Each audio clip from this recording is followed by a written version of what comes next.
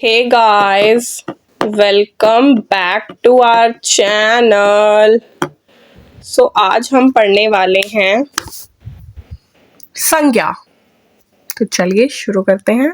चलिए जी, देखते हैं संज्ञा क्या होती है। सबसे पहले इसकी परिभाषा देख लेते हैं ताकि हमें इसे समझने में आसानी हो। ठीक है, देखिए, किसी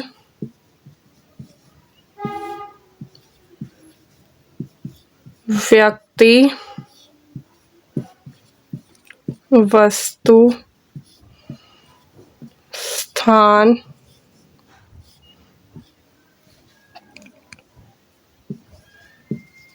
दशा व भाव आदि के नाम को संज्ञा कहते हैं। ठीक है, देखिए, किसी व्यक्ति, वस्तु, स्थान, दशा, भाव आदि के नाम को संज्ञा कहते हैं। यहाँ से में क्या चल रहा है? नाम, किसी का भी नाम हो, चाहे वो व्यक्ति का नाम हो, वस्तु का नाम हो, स्थान का नाम हो, दशा, भाव, इन सब का नाम हो, क्या कहलाएगा? संज्ञा कहलाएगा। ठीक है, चलिए देखते हैं इसके उदाहरण। ठीक है,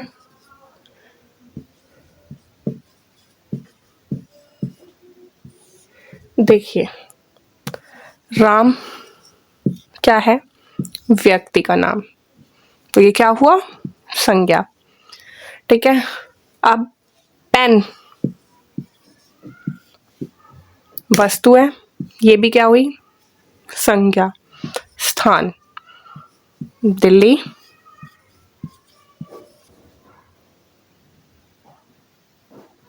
वो भी क्या हुई?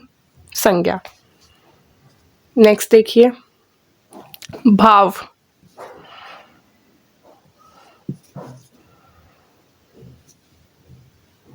ठीक है। नेक्स्ट देखिए, भाव यानी गुस्सा। गुस्सा हमारा एक भाव है। ठीक है, तो ये सब क्या है? संज्ञा शब्द के उदाहरण हैं। ठीक है, अब इसको और डिटेल में जानते हैं। ठीक है, संज्ञा के कई भेद होते हैं, उनके बारे में देखते हैं। चलिए देखिए, संज्ञा के 3 भेद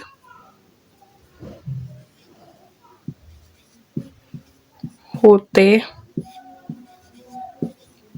हैं। ठीक है, पहला जातिवाचक संज्ञा,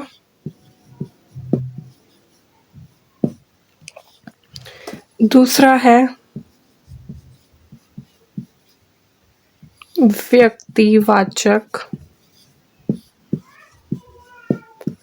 संज्ञा और तीसरा है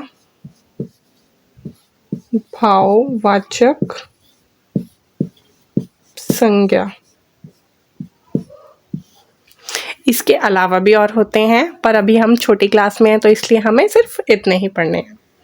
चलिए देखते हैं। अब इनकी डेफिनेशन नहीं देखेंगे, बस हम समझ लेंगे कि ये होते क्या क्या है। देखिए, हमें इनके बारे में डिटेल में ज़्यादा नहीं पढ़ना है, बस हम जान लेंगे क्या क्या होता है इसके अंदर। ठीक है, पहला है जातिवाचक संज्ञा। जातिवाचक संज्ञा में क्या होता है? जाति का पता चलता है, जाति का बोध होता है। ठीक है, अब जाति कैसे? देखिए, पूरा मतलब किसी भी चीज का कोई ग्रुप है, पूरा जाति। ठीक है, जैसे हम समझें, एक एग्जांपल लेके देखते हैं, लड़का। ठीक है, लड़का में पूरी दुनिया के जितने लड़के हैं सब आ गए। ठीक है, पूरा एक ग्रुप हो गया ना, पूरी एक जाति, समूह हो गया ना। ठीक है, तो ये हो गया हमारा जातिवाचक संज्ञा। और उदाहरण देखिए आप, अलमारी। पूरी दुनिया में कितनी सारी अलमारियां हैं, तो सब अलमारियों की क्या हो गई एक जाति, तो ये अलमारी हो गया हमारा जातिवाचक संज्ञा। ठीक है, और भी पेन, पेंसिल, मोबाइल फोन, सब के सब क्या आ रहे हैं हमारे जातिवाचक संज्ञा में, जो पूरे ग्रुप से बिलोंग करते हैं, पूरा समूह है जिनका। ठीक है, नेक्स्ट देखिए व्यक्तिवाचक संज्ञा। व्यक्तिवाचक संख्या में किसी व्यक्ति या किसी विशेष वस्तु की बात हो रही थी। यहां हमने देखा एक जाति थी, यहां पे कोई विशेष है, चाहे वो विशेष व्यक्ति हो या वस्तु, स्थान, दशा, भाव, कुछ भी हो सकता है। ठीक है, जैसे हम एग्जाम्पल ले रहे हैं, उदाहरण हम बोल रहे हैं विराट कोहली। ठीक है, तो वो क्या हुए व्यक्तिवाचक संज्ञा के एग्जाम्पल। क्यों? क्योंकि ये पूरी दुनिया में एक ही है, विशेष व्यक्ति हैं। ठीक है, अब वस्तु में हम उदाहरण लेते हैं गंगा नदी।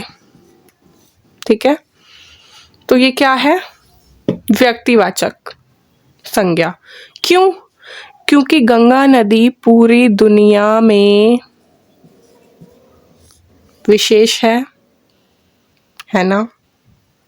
नदियां तो बहुत सारी हैं, लेकिन विशेष नदी गंगा नदी, यमुना नदी।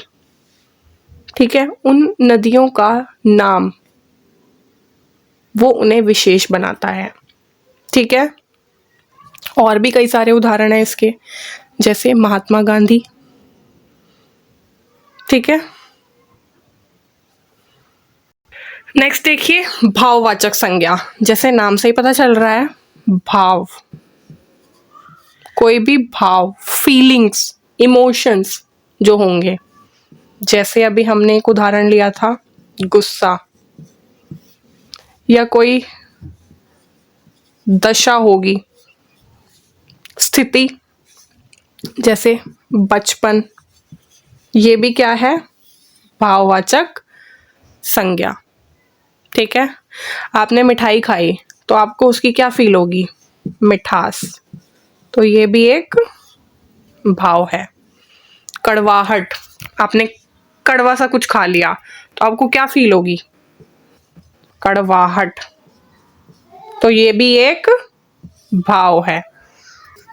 होपफुली आप लोगों को संज्ञा और उसके भेद समझ आ गए होंगे। कोई भी डाउट होगा तो आप कमेंट करके पूछ सकते हैं। ठीक है, thank you for watching our video guys.